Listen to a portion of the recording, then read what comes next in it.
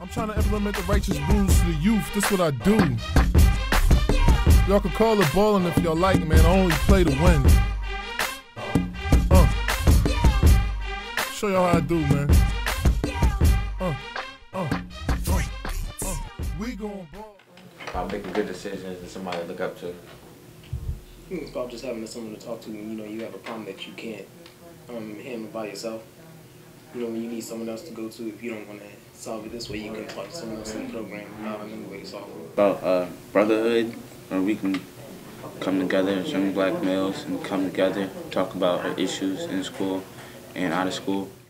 Vaughn Tinsley, founder and director of the Founding Fathers Mentor Program, is going to give insight on what is involved with running his mentor program and what he does on a daily basis in order for him to run a successful mentoring program. Yeah, I never would have thought in 5 years that I would have took fatherhood, took mentoring to this level.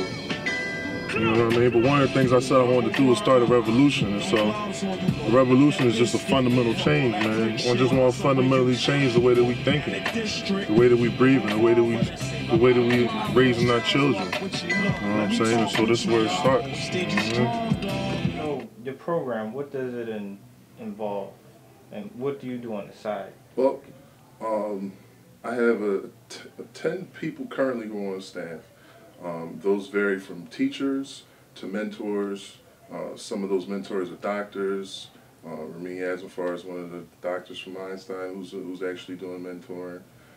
We have some coaches, Craig Metcalf, Patrick Fleury. These are all actually graduates of Cheltenham High School, and they're currently finishing up their doctorate degrees and their master's degrees in fields of education. So it's really, it's ideal for them to come back and be a part of the program. Not only that, but still in the same high school that we all graduated from in doing this. I mean, we really realized how it was at some point in time where there was like a lot of respect that some students had, the kids had. There were certain things that you just didn't do in front of women.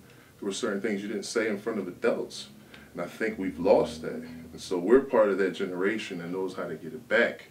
So that's what we're doing right now. And I was really, really critical in equipping this team the way that I did, because I knew that I wanted the kids to have somebody to relate to, and what we bring, and even some of the teachers, Dr. Clark and Dana Bowser, like the teachers and the principals that are involved in the program, they relate to the students. And one of the key things in mentoring is you have to relate. Unless you get the kids' attention, the child's attention, there's no way they're going to be able to do what you need them to do to be progressive. And so that's what we've done with the team, and that's what we've done with Founding Fathers mentoring. What we do more of is be accountable as parents, because we can't blame the system so much when we're not doing our part while we're at home. And we got to wake up now. One of the things we talk about is waking up in the community. We have to wake up as parents and make sure that we are going over the homework, we are going over what the teachers are expecting of their children, or your students. We are going over making sure that they are on a computer doing Facebook when they should be inside of their books doing math and reading. That is up to us. That's where we play a huge part. I can only do so much here and being after school with them, but y'all have to carry on your part as well. We can't be getting to class late. That's big. But it's important that we get rest at night so we're not sleeping while class is going on. These are all the little things that happen once we're at home parents. All right? And additionally, there's no job, and we're teaching them life skills. There's no job that's going to allow you to come to work late and still be able to work there. You're not going to be able to be warned and get late passes and get written up for detention in real life. The people won't allow that. The job owners won't allow it. You guys can use life experiences, let them know what happens if you're late. So let them understand how serious it is and how serious they have to take being a high school student. Good morning, Ms. Elliott. Good morning. It's a pleasure to see you. So obviously we're looking at your son's grades, and Cody is really, really expressing an interest in the program. Cody's very, very social. Too social? Not too social. I wouldn't say he's too social. I think that's one of his strengths, and one of his qualities, because he knows what to say, and a lot of times he knows when to say it. A lot of times guys are off task and not focused, and Cody will be the one to tell him to chill out. Like, get back focused, regain focus. So I see a lot of growth with Cole. I know that Do exactly.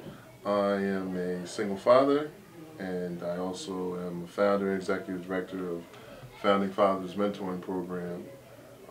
We added the Z in fathers because so many fathers have been in a perpetual state of sleep for quite some time. We want to wake people up, we want to wake the community up and get rid of the Z's. Okay. So exactly what is the Founding Fathers? Founding Fathers is an at-risk mentoring program designed to let students realize there's more than what they actually see on an ordinary day. A lot of students we recognize come from inner city, poverty-struck environments, and we want to take them outside the box. We created a program called Exposure for Composure. This program was designed to allow students to be able to take more trips. We've gone to Philadelphia Art Museum, ITT Tech. We're actually going to be doing a trip to New Jersey Aquarium. So these type of things that broaden the students' horizon, the more exposure they get, we realize that they become more composed as students in the classroom. Okay. So how would you go about explaining the Founding Fathers to someone on the street? Well, one of the things that you would just do is you would kind of just talk to them about what they can do in the community to make it a better place. I mean, you know, aside from being a father, you know, there's no limit to being a mentor in the community. And sometimes people think that, you know, just because I don't have a child, you know, that should hinder them from being a mentor. And it's quite the contrary, because so many students right now, so many children right now, are growing up fatherless. 70% in Philadelphia alone, homes are ran by single moms, African-American moms, obviously. And so that's a problem, that's an issue. You know, we're deemed for prison in 3rd grade if we can't read, you know, and they're building prisons instead of building more community centers to put these kids in a better environment and to be more proactive. And I feel that we're not doing that as a community, as a culture. So what I decided to do, after my son was born, I realized that there was more to just being a dad. You know, I had to father a lot of these young men who were fatherless, you know, so I went back to my old high school, Cheltenham High School. I'm currently assistant varsity coach. I've been doing that for 5 years. And even before these guys pick up basketballs, I mean, they're dealing with issues from, they have brothers who are incarcerated, so they're having emotional issues, not able to come down from their frustration during the day, so they bring it with them to practice. Some students are frustrated because mom has a boyfriend in the house and they don't see their dad and they're arguing with the boyfriend. So these are the kind of things, and we have to tap into the psyche way before they pick up a basketball. So I realized, you know, there's something that I can do more in building a relationship and a rapport with these students. You know, I realized that there's a yearning need to be a mentor, which is why I went back to my old high school, Cheltenham High School, and implemented my program. 3 hours of Focus Power is one of the programs also that we have. The first hour we focus on academics, any homework assignments that students need to be completed, any upcoming reports, we attack those the first hour. The second hour we deal with life skills. So we talk about if she tells you she's pregnant, why we sit at the back of the classroom, young woman growing up without a father and how she's going to be responding, what some young men should look forward to seeing, why she's trying to get so much negative attention, how we should respond as young males, being as though we're the head of the household, being as though we're the males, the leaders since Egyptian time. So one of the things that, you know, anyone can do is to spread positivity. If you're someone who has a place where you reside, you know that there's a kid or there's somebody who's yearning for mentorship, step out, you know, step out and take some time with that kid. Take them to the football game, check up on them, throw a football with them, ask them what's going on. Most times I'm realizing that these kids just want somebody to listen to them. They don't really want somebody who's going to, you know, spend a whole lot of money. They just want somebody to talk to, and that missing element, that missing individual generally is a male figure. Okay. Mentors come in all shapes and sizes. They come from all different walks and different facets of life. Obviously, when it being a male adds more value to the mentorship, and that definitely is something that, you know, is much more appealing. For me, when I was younger, not having a father, I tend to gravitate towards people who did have fathers and try to learn lessons from them. And saying that, you know, these kids that are out here, whether they are with my children or you know, just associated with my children, I try to enable them to have a forum where, hey, look, you know, come talk to me.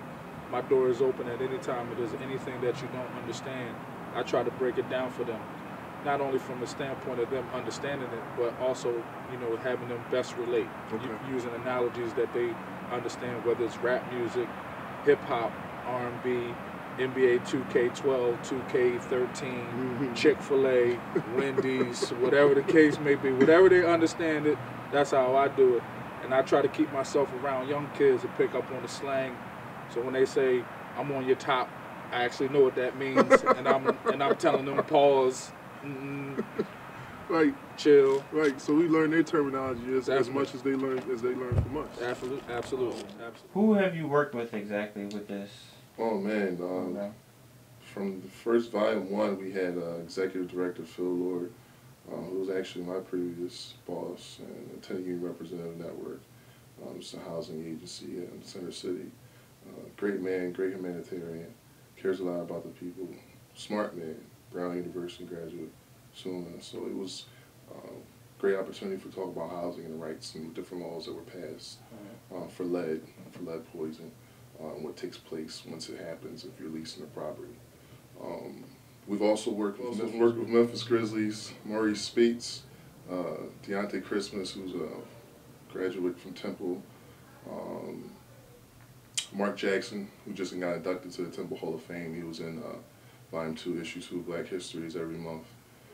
We've had Aaron Owens, who's N1 Mixtape, and also Philadelphia basketball pioneer. So we're looking. I mean, there's the Brandon Bangs, who actually was a Super Bowl champion, New York Giants 2012.